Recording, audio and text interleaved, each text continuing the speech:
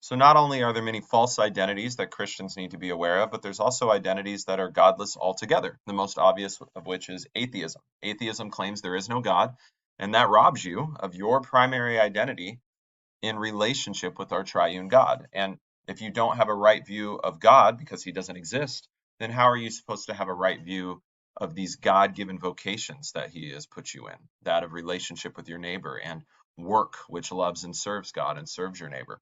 So what does this do, this atheistic view to human identity? It makes the relationships and work that we have either idols that become our everything or meaninglessness. There's no point in any of these relationships or work, and it just kind of depends on which godless view you take, whether or not it becomes an idol for you or meaningless for you. All right, so let's go through some of these. Philosophical materialism is a godless worldview. Materialism claims that all that exists is matter in motion. All that reality is can be understood in terms of matter and its building blocks. So God and the supernatural, not real in this worldview.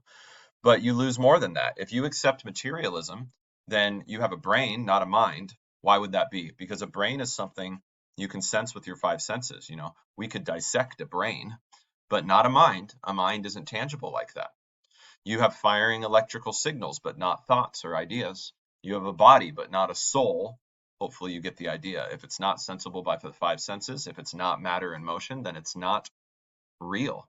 You know, what does that do to things like love, moral virtue, meaning? That those things aren't matter in motion, so are they not real? So what does this do to human identity? Well, it's hard to escape the conclusion that personhood is lost altogether in philosophical materialism, right? If everything's just matter in motion, then what's a person? Reality seems to lose all meaning, and hedonism is often the result. Hedonism is a basically view that says, you know, nothing really matters, so just enjoy life, right? Eat, drink, and be merry, for tomorrow we die is the hedonistic or Epicurean slogan. But in Ecclesiastes, we learn that hedonism too is meaningless. The teacher says, I thought in my heart, come now, I will test you with pleasure to find out what is good. But that also proved to be meaningless. All right, another godless identity is that of Darwinism. Darwinism claims that all life is on the same biological family tree, and man is a highly evolved beast on that family tree. This is the single common ancestor theory. And while there are, both theists and atheists who hold to Darwinism, it is not a biblically compatible view. There's nothing Christian about Darwinism. Let me illustrate that. God did not make man billions of years after the beginning. God made man and woman in the beginning. Matthew 19:14, in Jesus' teaching on divorce. God did not make a single common ancestor whose evolved descendants eventually begot the first generation of Homo sapiens. Rather, Genesis 4:10, God made a literal first man and woman. God did not make the man and woman as advanced beasts. Rather, God made man in his image. Imago Dei is the Latin phrase the church has used for that. Man in God's image. And he set man over the beasts. So you're not a beast. You were set over the beasts to be responsible and care for them. God did not make death. Genesis 1:31. God made all things very good. Death is not good. Death is an enemy to be defeated. It's human sin that brought death, this enemy, into the world. 1 Corinthians 15:21. God the Son did not take on all flesh, but specifically human flesh and blood. Hebrews 2:14. And Jesus's human genealogy is just that, a human genealogy, not a biological genealogy. It goes as far back as son of Adam, son of God, Luke 3:38. But it doesn't go further back than Adam to some single common ancestor like a single-celled organism.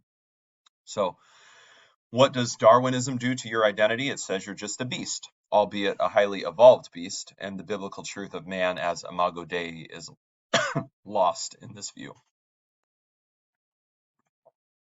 All right, next godless identity, something called Marxism. Karl Marx was a Hegelian atheist. If you want to learn about Hegel, you can look him up, but his basic idea was that all of human history can be described in this social dialectic, where you have what dominates the culture, something called the thesis, and that gets strongly reacted against by some counter idea called a antithesis, and then what results is some sort of compromise between the two called a synthesis. Marx really liked this idea, and according to Karl Marx, the real nature of man is the totality of social relations. So man is the product of social relations. And he thought really all social relations are governed by economic transaction. So Marxism claims that all of human history is the story of the haves oppressing the have-nots. The wealthy bourgeois do everything they can to retain their power over the poor workers, the proletariat, and the workers must revolt to create a more just society. Marx was prophetic about this. He said they will revolt, and he thought there would be like a global communist revolution that overthrows all world capitalist economy and government into a singular thing. That didn't happen, right? Communist revolutions happened in specific countries, but not the whole world because many nations fought against communist revolutions in their nation and in others. So Marx's diagnosis was that private property and competition have led to man's alienation from his own labor and from his own community. And it's also led to great wealth disparity. He says, the reason you have haves and have-nots is because of capitalism. So his solution was to abolish private property, get rid of it, and perform all work in a global community, require work from each according to his ability, and distribute produce to each according to his need. So each person doesn't own anything and doesn't decide who gets what. Each person just contributes according to what they can, and they receive according to what they need. And the community decides who contributes what and who receives what, but really the state decides all that. Communism is inherently fascist. Everything is subservient to the needs of the state. God calls you to love your neighbor, though, and Marxism dismisses God as an opium, and this harms your neighbor. Whereas Marxism abolishes private property, God says you shall not steal. Exodus 20:15. All right, so my goods are God's given to me, and you are not to steal them. Your goods are God's given to you, and I am not to steal them. Private property is assumed in the commandment, you shall not steal. Not things are commonly owned, but privately owned. Whereas Marxism is inherently covetous, covet. Instead of being content with what God has gifted you with, you're not content. You want what God has gifted your neighbor. Instead of that, so Marxism is inherently covetous, judging men ultimately in terms of their possessions. And Jesus says to take care and be on your guard against all covetousness, for one's life does not consist in the abundance of his possessions. So Marx's obsession with seeing all of human identity and human relationship through the lens of economic transaction, that's covetousness, Jesus says. And take care, be on your guard against it. Whereas Marxism can only imagine justice through abolition of property and equal government, distribution of wealth, God commands us to be generous toward him and each other. And by the way, in every historical example of communism, there is no equal government distribution of wealth. Communism creates a situation where the haves have more than ever and the have-nots have less than ever. It increases poverty. It doesn't diminish poverty. So what does Marxism do to your identity? You become the product of your historical, social, and family context. That's what you are. Religion is just an opium of the people, so material possessions become your idol. Your little g God is money. All right, critical theory, some call cultural Marxism, and you'll see why. And this claims that all of human history is a story of power struggle between oppressors and oppressed. Instead of focusing only on economic power like Marxism, critical theory focuses on every cultural form of power. So not just the power of money, but the power of influence, the power of deciding norms, moral norms, and so on. Across every category imaginable. So race, religion, sex, gender, age, economics, beauty, more. And wherever there's an unequal outcome between groups, like this group seems to be better off than this group in this particular category or assessment, they always assume that that's only and always because of injustice or oppression.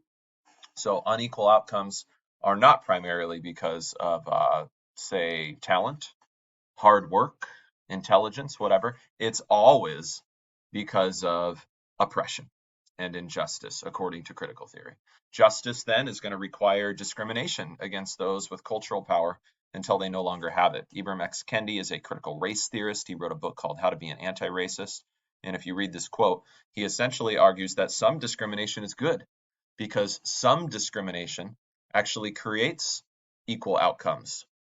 The bad discrimination is the kind that creates unequal outcomes. So he would be pro-discrimination if and only if it creates equal outcomes.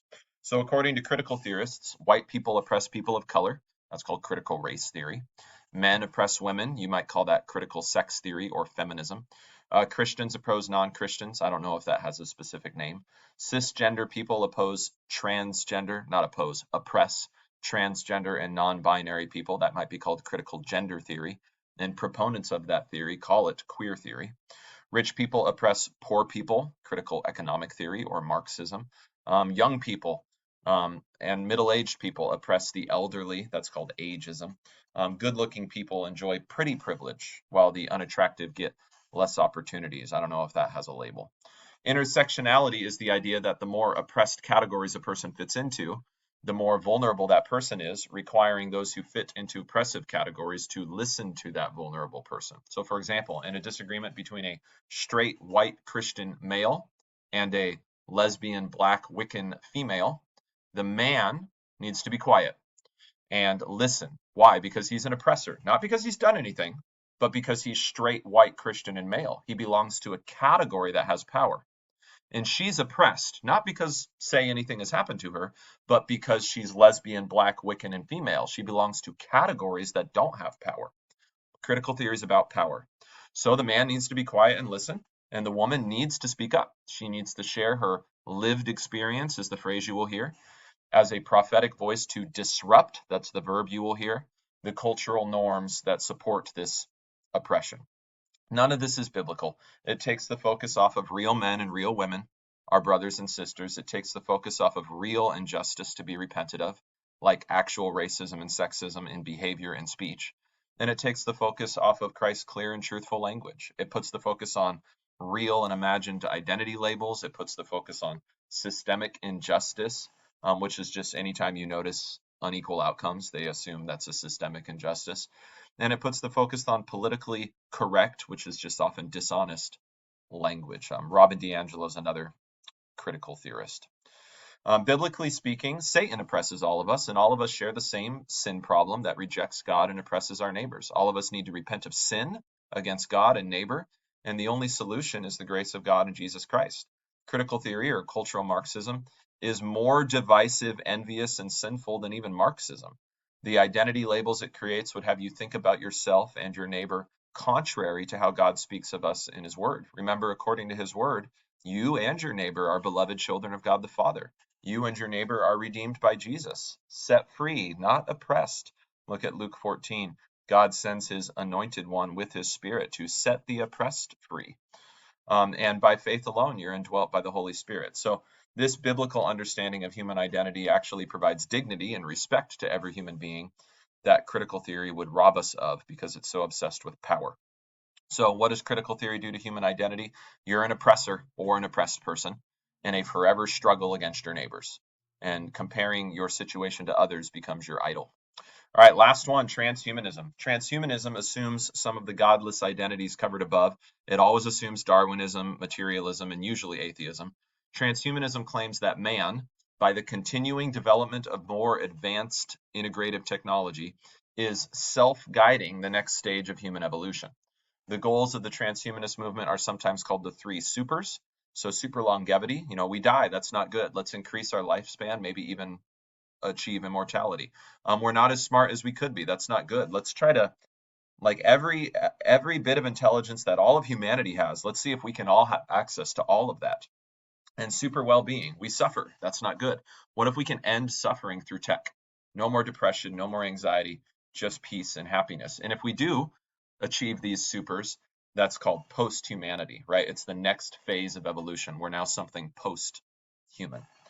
As humanism freed us from the chains of superstition, let transhumanism free us from our biological chain. But notice that each of these goals is something God actually promises us in the gospel. It's part of the eschatology of Christianity. Super longevity, Jesus is going to raise believers with immortal bodies on the last day. Super intelligence, when Christ raises you new, you're going to know God face to face. You will have knowledge beyond anything we've had. And super well-being, there's no pain or death or tears for us in the new heavens and new earth. So transhumanism says you're a highly evolved beast, but still prone to suffer, but you can become your own maker. Instead of God transforming us to be like Christ, you can use tech to transform yourself to be like God. You become your own God. and to review.